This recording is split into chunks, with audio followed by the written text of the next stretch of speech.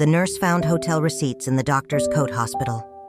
Jar sent him home couple therapy, brought him back. He didn't just break a rule. He broke the one part of me that still believed him. The crumpled paper slid from the inside pocket of his white coat and landed against the locker room tile like a small confession. She stared at it for 3 full seconds before she let herself breathe.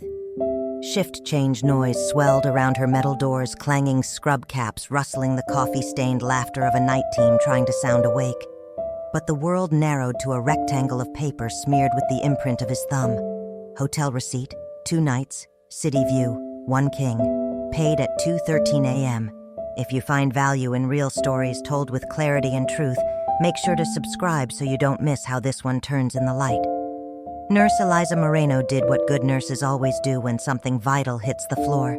She bent down, steady hands, careful eyes. She picked up the slip and smoothed it against her palm. The name on the folio was not his, of course not. He wasn't sloppy. But his credit card's last 4 numbers blinked at her like a dare. She knew those numbers, the way you know the rhythm of a loved one's breathing in the dark. Dr. Adrian Hale, Chief of Vascular, beloved by residents, worshipped by administrators, rumored to be able to stitch a life back from the edge with a sleepy smile and 3 sutures. Her husband of 8 years. Eliza folded the receipt once then again, until it was the tight, hard size of a truth she could hide in her fist. She slid it into the watch pocket of her scrubs and shut his locker with a controlled click. Around her, the morning shift assembled like a brightly lit army-clipped badges, double-knotted clog's eyes already calculating the codes that would arrive before lunch. Everything good Mara charge nurse tilted her head, reading faces the way Eliza read vitals. Yeah, Eliza said. The word tasted like gauze. She walked the corridor past Paku to the glass doors of OR 4. Through the window, Adrian was already scrubbed hands, elevated a green cap shading his brow. He looked up for a half-second, an automatic check of room and staff. The glance found her warmed, then softened. The look he gave the woman who'd learned his post-call silences and his pre-op music, always the same box suite on low volume. The look that said, "We're fine." Her other hand felt the receipt like a burn. The case rolled. The anesthesiologist murmured. Monitors hummed their steady lullaby of numbers. Eliza turned away before the incision. Not because she couldn't stomach blood, she'd learned to parse the music of a cautery long before marriage, but because anger came in waves, and this one pushed hard enough to drag her under. He'd told her last month he was sleeping at the call room when the schedule ran hot. He'd laughed off the exhaustion-made omelets at midnight on his single day off, kissed her shoulder like he knew exactly where the fear collected. She'd believed him because belief is cheaper than doubt when you're both working 80-hour weeks and the laundry never folds itself. The receipt pressed into her watch pocket, patient as a blade. She ran med passes, charted pain scores, solved the unglamorous crisis of a IV pump throwing a tantrum. By noon, she'd held 2 hands, advocated for 1 transfer, and said "you're okay" 12 times in a tone that made it true. She did her job like a shield. At 13:40, she ducked into the stairwell where cameras didn't stare. She unfolded the paper. The room rate mocked them with clean lines, taxes marching in obedient columns. Then at the bottom, a flourish, an add-on charge from the lobby bar, a neat, damning line item for 2 drinks and a club sandwich. 2. Her heart executed a small professional arrhythmia. She inhaled through her nose long enough to remember that breath belongs to her. She texted him, "When are you out?" He replied 12 minutes later. Surgical brevity, 2:10. Why she typed, deleted, typed again. "Meet me by the west elevators." He arrived, still smelling of scrub soap, the ghost of adrenaline settling in his shoulders. "Hey, Liza." He used the nickname like a bandage. "Everything okay?" She watched his face the way she watched a monitor when a patient says, "I feel funny. Found something in your coat," she said, voice low. She placed the receipt in his palm. He didn't flinch. He looked. He folded the paper back on itself, precise as a stitch. "It's not what you think." "What do I think?" she asked, and was startled by the steadiness in her own tone. "That I'm—" He swallowed. The word wouldn't come. "Eliza, I can explain." Explain the 1 king she didn't raise her voice. Nurses don't raise their voices where patients can hear. His eyes flicked to the corners like a trapped man measuring exits. "Can we not do this here?" "Where then?" She gestured to the world outside the glass, colleagues moving, charts moving, lives moving. "This is where we live."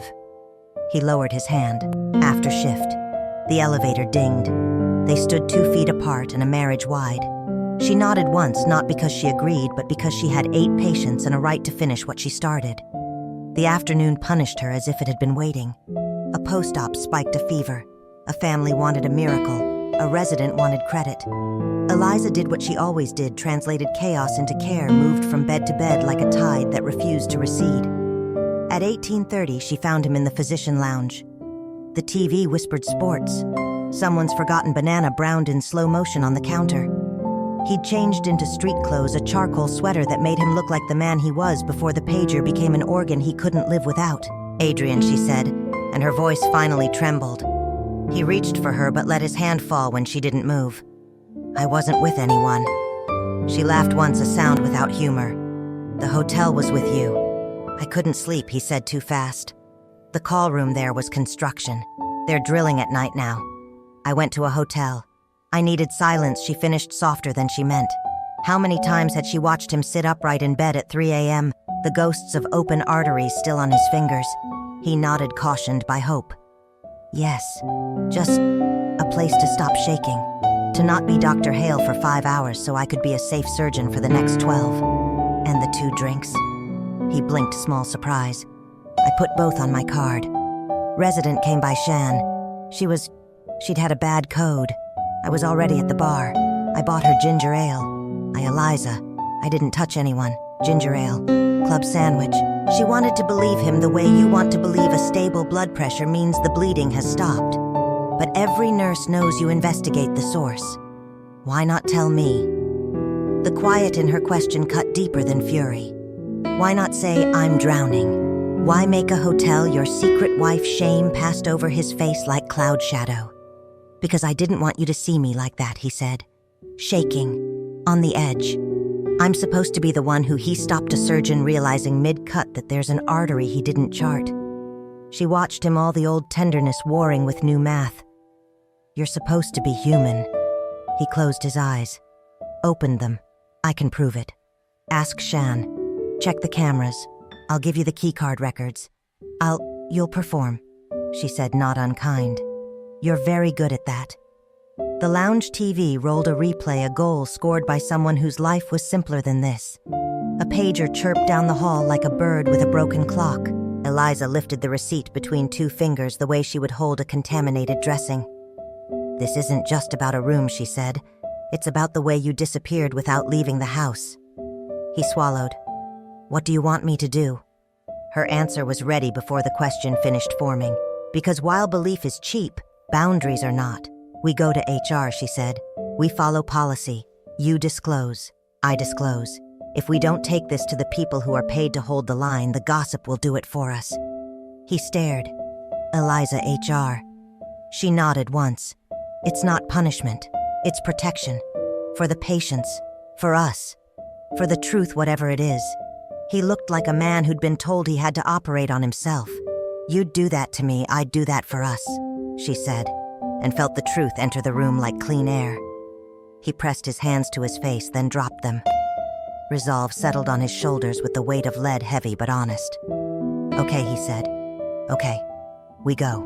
They walked together down the administrative corridor where the floors shine a little brighter and the walls hold framed mission statements about dignity and care. The HR door was a calm laminate, the kind that's seen every species of human mess. Eliza raised her hand to knock.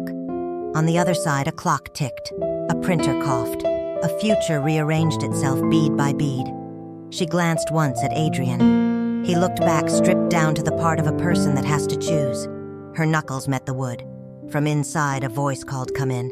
What they didn't know was that HR already had an anonymous tip, and someone else's version of the story was sitting on the desk, printed, stapled, and waiting.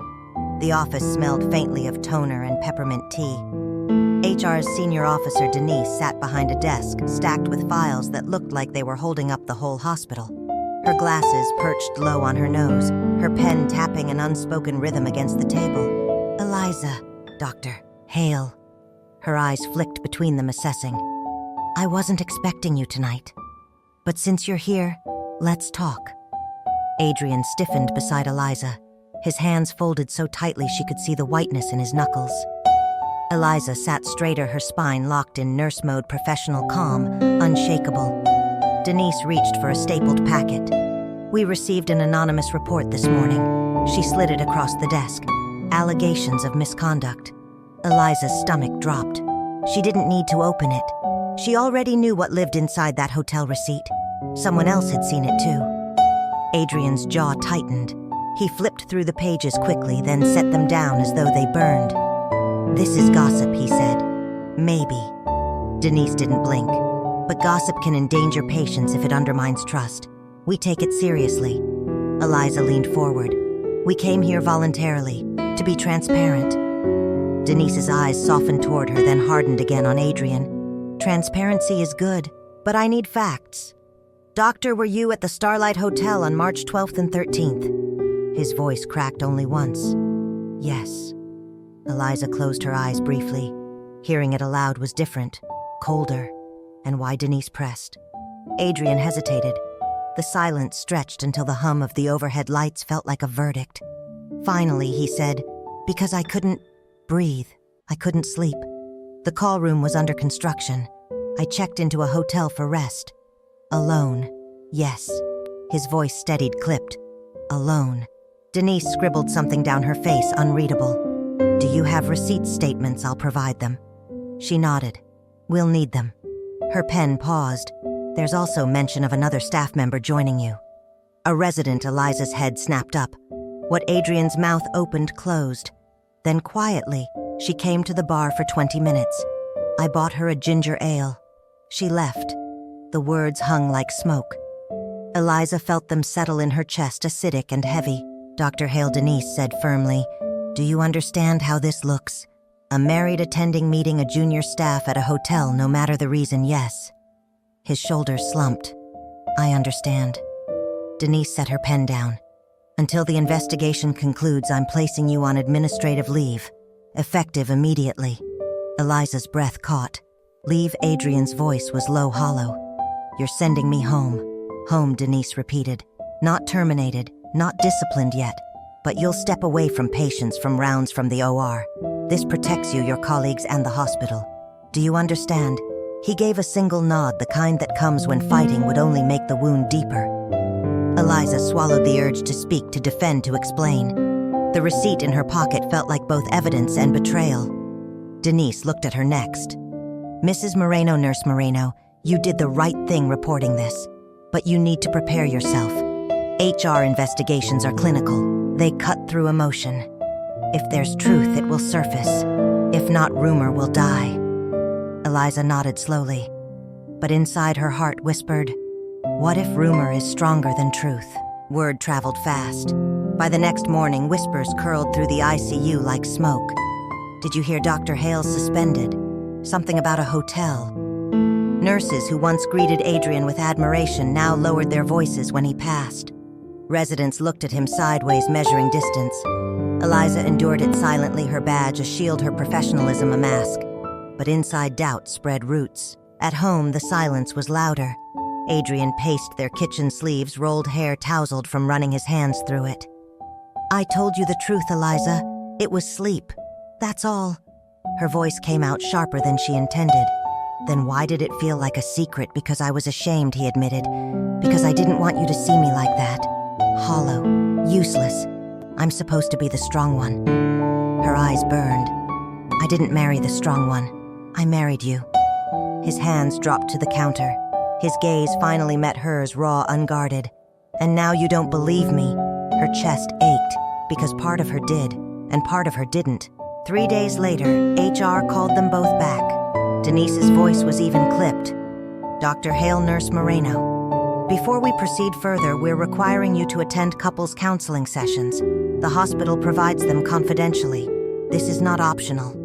Eliza blinked. Counseling. Adrian frowned. "That's outside HR's purview." "No," Denise said firmly. "It's exactly within it. Because the allegations touch both professional conduct and personal boundaries. If your marriage collapses in public, so does trust in this hospital. Therapy starts Monday." She handed them a folder with a time, a name, and address. Eliza held it in both hands. Therapy. With him.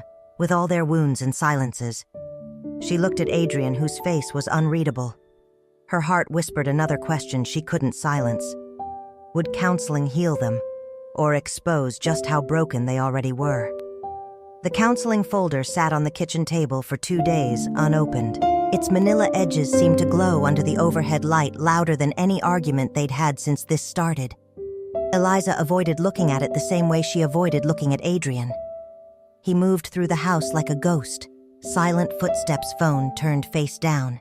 He brewed coffee but didn't drink it. He started sentences but never finished them. She should have felt relief that he wasn't in the hospital, wasn't hidden behind sterile walls and long shifts. Instead, his presence at home was unbearable, a constant reminder of the receipts, the gossip, the suspension stamped like a scarlet letter across both their names. At night, she lay awake replaying their years together. She had met him as a resident when she was still new to nursing, fresh out of school, trying to prove she belonged. He was brilliant and steady, with a confidence that calmed even the wildest traumas. Back then, she admired him the way you admire a storm from the safety of a window, distant, awe-filled. Then came long shifts together, shared coffee, shared frustrations about broken machines, underpaid staff, the weight of endless emergencies. Slowly, admiration became intimacy. He knew her favorite scrubs, the songs she hummed during prep, the way she scribbled notes in margins when patients reminded her of her father. They married in a courthouse with 3 witnesses. No luxury, no spectacle, just a promise carved from exhaustion and hope. She had believed it was enough. But now, staring at the folded counseling schedule, Eliza wondered if she had been blind. Had he always been capable of secrets? Had she mistaken silence for strength? On the 3rd morning, while sorting laundry, her hand brushed the inside of his other white coat. Something crinkled. Her pulse spiked. Another receipt. She froze, the fabric limp in her hands. This one was smaller, dated a week before the first.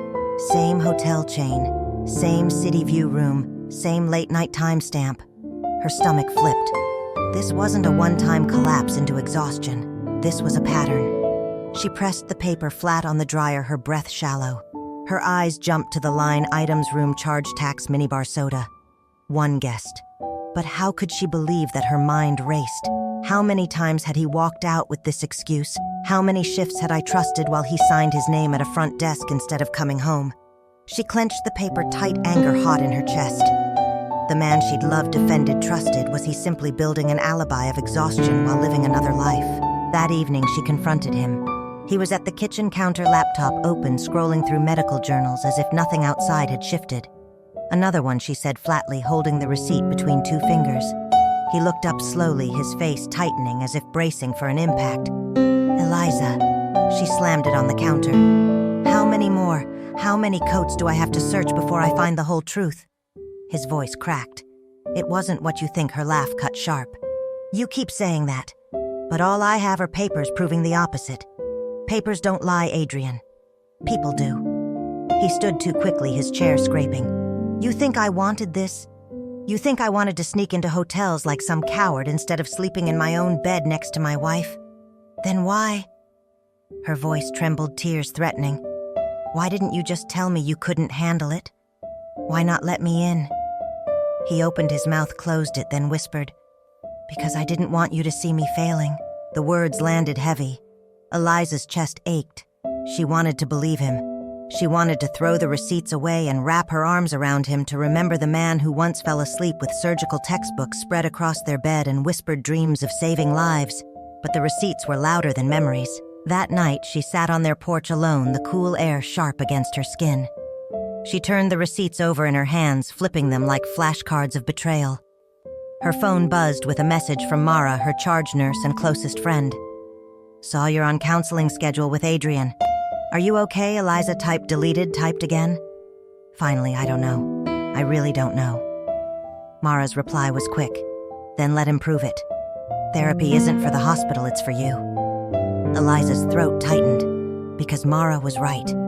HR could suspend him, colleagues could gossip, receipts could stack, but only she could decide if the marriage itself was still salvageable. The next morning, she picked up the folder from the table. The date, circled in red ink, stared back at her. Their first session was in less than 48 hours. and she didn't know whether she was walking into therapy to heal or to finally gather the courage to walk away. Adrian Hale had spent his career making chaos look orderly. Blood loss became math-clamped vessels became poetry, and fear was something he trained out of his hands. He was a surgeon, and surgeons didn't shake, but lately he shook. Not visibly, not where anyone could see. Only when he stood alone in the on-call bathroom, hands gripping the porcelain sink until the pipes groaned, and still his knuckles trembled. The first hotel stay hadn't been planned. It was after a 72-hour stretch with no real sleep after a code blue that left a 20-year-old boy dead on a gurney. The call room was under construction, the walls drilling lights buzzing. He had driven past the Starlight Hotel on his way home, and something inside him whispered, "Stop. Just stop before you crash the car." So he had. He checked in, collapsed on the bed in his scrubs, and slept 9 hours straight for the first time in weeks. When he woke, he felt almost human. Almost. But shame arrived quicker than relief. He couldn't tell Eliza. She carried enough her patience, her long shifts, her father's dialysis visits. She saw him as strong, steady, the husband who never cracked. He couldn't let her see the cracks spreading wide. So he folded the receipt into his pocket and told her he had slept in the call room. The lie tasted metallic, but it kept her from worrying. That's what he told himself. The second time was harder to excuse even to himself. It was a week later. He'd promised Eliza he'd come home after evening rounds. But the thought of walking into their apartment with his exhaustion stitched to his face felt unbearable. He didn't want her to look at him and wonder if she'd married a man who was slowly breaking. So he stopped at the Starlight again, checked in, ordered room service, bought a soda for Sean, a resident who had followed him down from the hospital, pale and shaken after losing her first patient. He'd sat with her for 20 minutes, mostly in silence, before sending her home. That moment, one act of small kindness, would now look like proof of an affair. And the receipts Eliza had found sealed his silence in an envelope of suspicion. Now suspended from the hospital, Adrian found himself pacing their living room like a caged man. His white coats hung untouched in the closet-starched uniforms of a life he was barred from entering.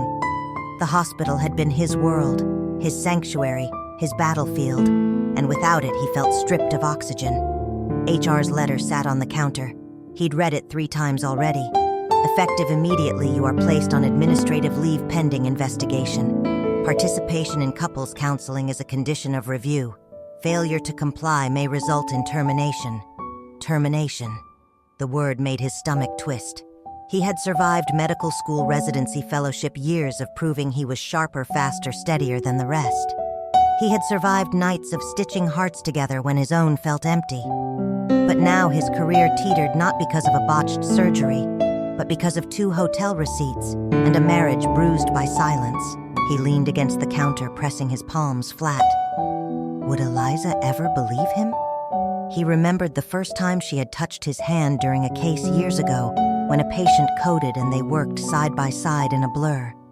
Afterward, she had looked at him not with awe, not with fear, but with something like trust, like recognition.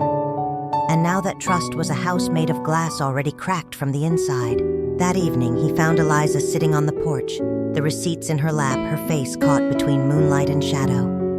"Eliza," he said softly. She didn't look up. "How many more 2 nights?" he said quickly. "That's all. 2. I swear." She finally met his eyes, and the sadness there hit harder than anger. "Do you know what these papers look like to HR, to the hospital, to me?" "Yes." His throat tightened. "They look like betrayal." But they weren't. "I was hiding. Not an affair, Eliza. I was hiding how close I am to breaking." Her silence was louder than shouting. He reached for her hand, but she pulled it back, folding the receipts until they disappeared into her fist. Later that night, Adrian sat at the desk and pulled out a legal pad. If he couldn't convince her with words spoken, maybe he could with words written. "Eliza," he began, the pen shaking. "I didn't go to the Starlight to find someone else. I went because I couldn't keep my hands steady. Because my chest felt like it was caving in. Because I didn't want you to see me the way I see myself in the mirror at 4 a.m. Weak, ashamed, barely holding it together." He paused, staring at the ink at the confession bleeding into paper. "I lied because I thought protecting you from my weakness was love." But maybe real love is letting you see me collapse and trusting you to hold the pieces." He set the pen down exhausted. He didn't know if he'd give her the letter. Maybe therapy would demand it anyway. For now, he folded the paper, slid it into the pocket of his jacket, and whispered to the empty room, "Would she ever want me back after what I've done?" The counseling office didn't look like a place where marriages went to live or die. Soft gray chairs, a round rug, a bookshelf lined with titles about communication, trust, intimacy, repair. A ceramic lamp cast warm light over a desk stacked with tissues. Everything was arranged to soothe, but Eliza's stomach twisted anyway. She sat stiff, hands knotted in her lap, eyes fixed on the clock above the door. Adrian sat across from her, not beside her, his posture too straight, as if he were in front of a surgical board instead of a therapist. Dr. Rowan entered, middle-aged, calm, presence glasses perched low, a notebook balanced on one knee. "Adrian, Eliza, thank you for being here. I know you didn't exactly volunteer for this." Adrian gave a dry half-smile. "That's one way to put it." Eliza stayed silent. Dr. Rowan leaned forward. "Let's start simply. Why are you here?" Eliza let out a short, sharp laugh. "Because HR thinks our marriage is a liability." Adrian winced. "Because I made mistakes," good Dr. Rowan said. "Different answers. That means there's ground to cover. Eliza, you go first. What's the story as you see it?" Her throat tightened, but she forced the words out. "I found hotel receipts in his coat. Twice. He lied about where he was. HR got involved. Now I don't know if I have a husband or a stranger." Dr. Rowan nodded, then turned to Adrian. "And your story," Adrian's jaw worked. His hands gripped his knees. "I wasn't cheating. I went to the hotel because I couldn't sleep. Because I didn't want Eliza to see me falling apart." Eliza's voice broke. "Do you have any idea what that sounds like? Do you know how many wives have heard the same excuse?" He flinched, then looked at her with raw eyes. "Yes, and I hate that I sound like them, but I swear there was no one else." The silence between them throbbed. Dr. Rowan let it stretch before speaking. "Both of you are telling truths. Eliza, your truth is betrayal because secrecy is betrayal even without another person. Adrian, your truth is shame you hid because you thought weakness would cost you love. Neither cancels the other. They sit together messy." Eliza blinked, tears pressing hot. Adrian stared at the floor. "Here's your assignment," Dr. Rowan continued. "Radical honesty. For 1 week, no secrets, no half-truths, no omissions. If you're scared, you say it. If you're angry, you say it. If you're drowning, you say it. No saving face, no protecting the other from discomfort. Can you both agree to that?" Eliza exhaled slowly. "I can try." Adrian's voice was rough. "Yes, good," Dr. Rowan said. "Then we'll start here. Eliza, tell Adrian what you're most afraid of." She turned, met his eyes, and felt her heart hammer. That every shift, every late night, every silence was just cover. "That you've already left me and I just haven't caught up." His face crumpled. For a man who stitched arteries, who prided himself on never shaking, he suddenly looked small. "My turn?" he asked. "Yes," Rowan said. Adrian's voice cracked as he said, "I'm afraid you'll see the man I really am, a man who collapses, who lies, who hides in hotels, and you'll decide he's not worth loving anymore." Eliza's tears finally fell. Her hands reached for the tissues, but her grip faltered. Adrian, instinctive, handed one to her. Their fingers brushed, tentative. For the first time in weeks, she didn't pull away. Dr. Rowan scribbled in the notebook, then spoke gently. "Good. You've touched the wound. That's where healing starts." The ride home was quiet, but not the same silence as before. This one was heavy, yes, but it held something alive. Like both of them were afraid to exhale too loudly in case it broke. At a stoplight, Eliza finally spoke. "I don't know if I believe you yet." Adrian's hands tightened on the wheel. "I'll give you reasons to." She studied him, the dark circles under his eyes, the weariness in his shoulders. "Then start by not hiding. No more receipts in your coat."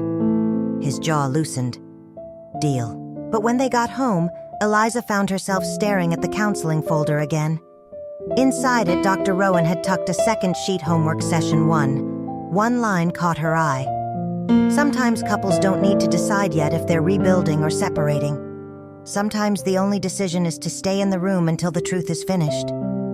Eliza folded the page carefully. For the first time since the receipt hit the locker room floor, she thought maybe this isn't the end. Maybe it's just the hardest beginning we've ever had. The second therapy session felt heavier than the first. The air between them carried the weight of the assignment radical honesty.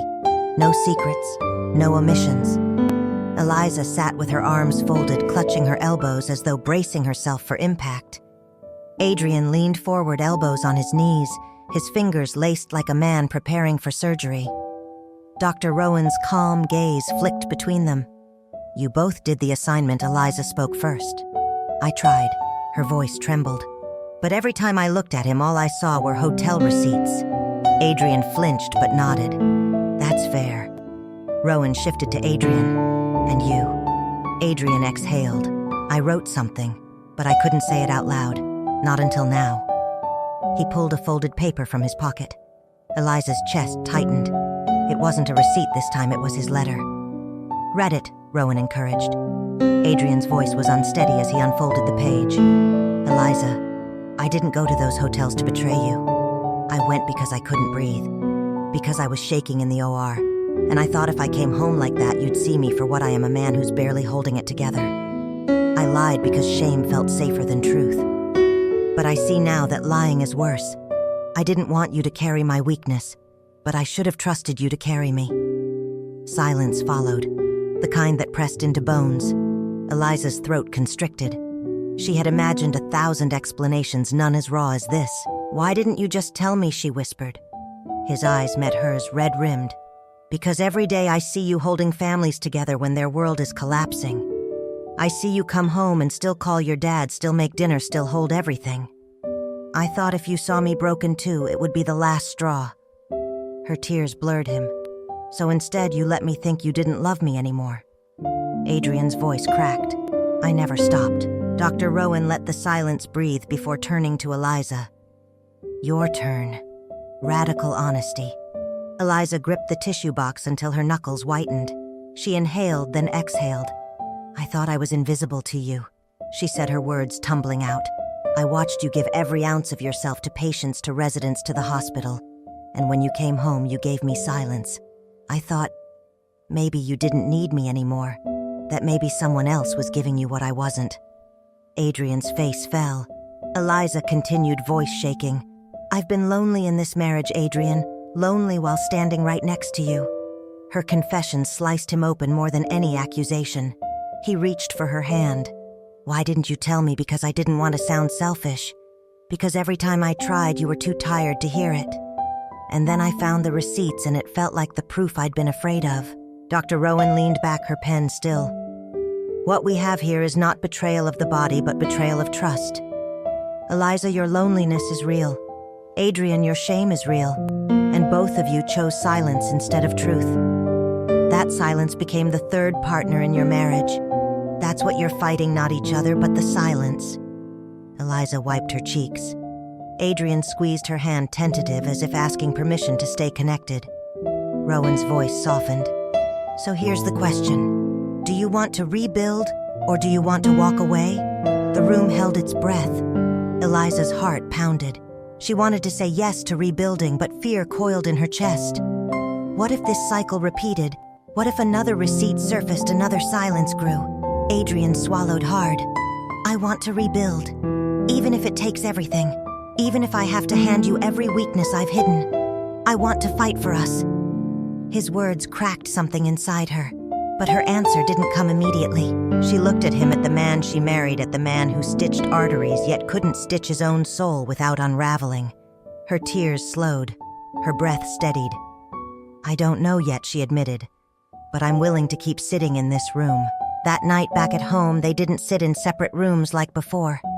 They sat together on the couch, quiet but close, their knees brushing. For the first time in months, Eliza leaned against his shoulder. And for the first time in months, he didn't flinch from showing her the weight he carried. The third counseling session was different. Eliza didn't sit beside Adrian this time. She chose the chair, angled away. Her arms folded, her jaw tight. Adrian noticed, of course. Surgeons noticed everything, but he said nothing. Dr. Rowan opened her notebook. "I asked you both to reflect on one question this week. What would it take for you to walk away?" Eliza's answer was immediate. Another lie. Adrian flinched. Eliza's voice trembled but held firm. I've spent weeks living with doubt. Every silence, every look, every missing hour, it twists in my head. If I catch him in one more lie, I'm gone. I can't keep living like this. Adrian's hands curled on his knees. He wanted to argue, but the truth was undeniable. He had already lied twice, once by omission, once by excuse. His voice cracked when he said, "Then I'll give you no more lies." Rowan looked at him. "And you, Adrian, what would make you walk away?" He hesitated. His throat worked. Then quietly, "If Eliza can't forgive me, if no matter how honest I am now, all she sees is betrayal, I don't know if I could survive being punished forever." The room sank into silence. Both had drawn their lines. That night, Eliza began packing a bag. She told herself it was just clothes, just space, just air. But folding shirts into a suitcase felt like betrayal of her own vows. The zip of the bag echoed like a door closing. Adrian found her in the bedroom, standing over the half-packed suitcase. His chest tightened like a clamp on his ribs. "Eliza," he whispered, "don't." She didn't look at him. "I need to breathe. You think leaving will give you air." His voice rose rawer than he intended. "All it will give me is an empty house and you a story that ends too soon." Her eyes flashed. "It already ended, Adrian. The night I found those receipts." The words hit like a scalpel. He staggered a step back, then steadied himself on the dresser. His voice cracked. "Then why are we still here?" She swallowed hard. "Because part of me still wants to believe you, but wanting isn't enough anymore." He left the room, unable to stop her. But 20 minutes later, when she reached for her suitcase, she found something resting on top, a folder of papers. His handwriting covered each page, therapy notes, raw admissions, no hiding. She flipped through her hands, shaking. "I'm terrified of being ordinary. I lie because I don't know how to be weak in front of her. I love her so much it shames me that I can't live up to the husband she deserves." Each line peeled back another layer. Each confession was a wound laid bare. At the bottom of the stack was a single sentence scrawled like a plea. "If you leave, let it be, because I failed to love you, not because I failed to tell you why." Eliza sank onto the bed, the suitcase forgotten. Her chest ached. She wanted to cling to her anger. It was easier than forgiving. But his words made anger feel flimsy. They weren't excuses. They were bleeding honesty. When Adrian returned, he stood in the doorway waiting. His eyes were hollow, but his hands didn't shake. "I can't stop you," he said quietly. "If leaving gives you peace, I'll let you go. But I needed you to see me, not the surgeon, not the liar, just me." Her tears spilled. She pressed the papers to her chest, trembling. "I don't know if I can forgive you," she whispered. "Then don't yet," he said. "Just don't walk out before we finish the work." The next morning, she unpacked the suitcase. She didn't announce it. She didn't need to. The clothes sliding back into drawers spoke louder than words. Adrian exhaled shakily when he saw the bag folded away. They weren't healed, not even close. But she was still here, and sometimes staying was the bravest act of all. The next therapy session began differently. Eliza didn't sit angled away. She chose the chair beside Adrian, though she kept a careful inch of space between them. He noticed. And for a man who measured margins in millimeters, that inch meant everything. Dr. Rowan smiled faintly, adjusting her glasses. "You've both survived your breaking point. That's progress. Now comes the harder part, rebuilding. It's not as dramatic, but it's where marriages are either lost or reforged." Adrian nodded slowly. Eliza only clasped her hands in her lap. Rowan continued. "Rebuilding isn't about grand gestures. It's about choosing every day to make new habits. So I'll ask you both, what's one small thing you can give each other this week?" Adrian spoke first. "I can show her where I am. No more disappearing. I'll text, call, even if it's just to say, 'I'm okay, but I'm tired.'" Eliza blinked, surprised at the simplicity. "And I'll listen, really listen, even when it's messy. I won't assume the worst before he speaks." Rowan nodded. "Good. That's a start." At home, they tried. It was awkward, clumsy, like learning to walk again. On Tuesday, Adrian texted at 11 p.m., still at hospital, tired, not hiding. Eliza stared at the message for a long time before replying, "Thank you." On Thursday, she asked him how his surgery went. He started with the usual clinical shorthand, then stopped, rewound, and told her everything. How the patient nearly bled out. How his hands shook when he picked up the scalpel. How he paused and prayed he wouldn't fail. Eliza listened, tears in her eyes, and simply held his hand until the shaking stilled. It wasn't perfect. They argued too. Old wounds bled easily. But the honesty assignment had forced open a door neither dared close again. Meanwhile, the hospital called Adrian back for review. Denise from HR sat across the table, a file open in front of her. "We've concluded our investigation," she said briskly. "No evidence of misconduct with residents. But your absences from assigned call are still policy violations." Adrian's throat tightened. "I understand. You'll be reinstated," Denise continued. "Conditional, with mandatory wellness counseling and continued couples therapy." Relief hit him like a wave, but it carried undertow. He wasn't returning as the same untouchable surgeon. His reputation bore scars now. Still, when he walked out of HR, Eliza was waiting in the lobby. She rose when she saw his face. "Well, I'm reinstated," he said softly. Her eyes filled with tears. She hugged him, hesitant, fragile, but real. Rebuilding came in fragments. They started eating dinner together again, even if it was just reheated takeout. He poured her coffee before his morning commute. She kissed his cheek when she left for night shift the way she used to. One evening, Eliza walked into the living room to find Adrian setting a small frame on the mantel. She leaned closer, startled. Inside was a yellowed piece of paper, the receipt from their honeymoon hotel. The ink was faded, but the words were clear. "One king bed, ocean view." He met her gaze, nervous. "Not all receipts are poison." Her throat tightened. She traced the frame with her fingers. "Some are proof of where we began." The following week, their final therapy session felt less like a courtroom and more like a classroom. Dr. Rowan leaned back. "I've watched you unravel and reweave. You're not finished. Healing never is. But you've shown me you want to rebuild. The rest is up to you." Eliza squeezed Adrian's hand. He squeezed back, no hesitation. For the first time in months, they left the office side by side. Not strangers, not adversaries, just two tired people who still chose each other. That night, Eliza placed her hand in his white coat pocket, the one where betrayal once lived.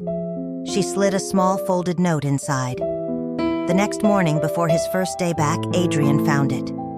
In her handwriting, simple and steady, it read, "I'll believe you as long as you keep telling me the truth." He pressed the note to his chest, his eyes closing. For the first time in a long time, he felt steady. Adrian stood in front of the hospital mirror, white coat buttoned, badge-clipped stethoscope resting around his neck.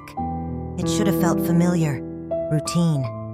But today it felt like armor he wasn't sure he deserved. He reached into his pocket and found Eliza's folded note. "I'll believe you as long as you keep telling me the truth." He tucked it back carefully like a talisman. Then he walked into the corridor. Nurses nodded. Residents straightened. There were whispers, of course, but fewer than before. Reputation scars fade slower than surgical ones, but at least he was walking forward again. At home, Eliza pulled on her scrubs for the evening shift. Her phone buzzed, Adrian first surgery back. Nervous as hell. "Wish me luck." She smiled, tension easing. She typed back, "You don't need luck. Just steady hands. I'll see you tonight." For the first time in months, she trusted his words weren't hiding another story. 2 weeks later, they sat in Dr. Rowan's office for their final scheduled therapy session. Rowan studied them with that same patient calm. "So, where do we end?" Eliza spoke first. Not at the finish line, just at a new beginning. Adrian glanced at her eyes, warm, then added, "We still fight. We still stumble. But we're not silent anymore." Rowan nodded. "That's all therapy can do, teach you to fight with honesty instead of with shadows. The rest is up to you." Silence lingered, but it wasn't heavy. It was full. "Before you leave," Rowan said, "I want each of you to tell the other one truth you've been afraid to say." Eliza inhaled, steadying herself. "I thought I lost you, and part of me still fears I could. But right now, I don't want to leave. I want to stay if you keep letting me see the real you." Her words quivered, but they didn't break. Adrian's throat worked. "And my truth, I still don't know how to stop being afraid of failing. But I know now that I don't have to hide that from you. You're the only one I want to see it." Tears welled in Eliza's eyes. They reached for each other's hands, no hesitation this time. Rowan closed the notebook with a quiet snap. Then my work here is done. Graduation came for the new residents in June. The auditorium buzzed with applause as each doctor walked the stage.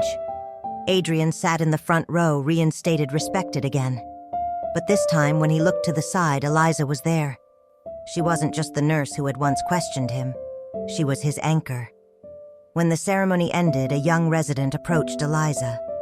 "Mrs. Hale, I just want to say, we all saw what you went through, and you showed us what it looks like to fight for someone instead of just gossip about them." Eliza blinked back, surprise. Then she smiled. Sometimes fighting looks like staying in the room when it would have been easier to walk out. That night they sat together on their porch, a warm breeze carrying the hum of summer. Adrian leaned back, exhaustion softened by relief. "Do you ever wish we'd never gone through this?" Eliza thought for a long moment. "No. Because now I don't just have a husband who can save patients. I have one who finally let me save him too."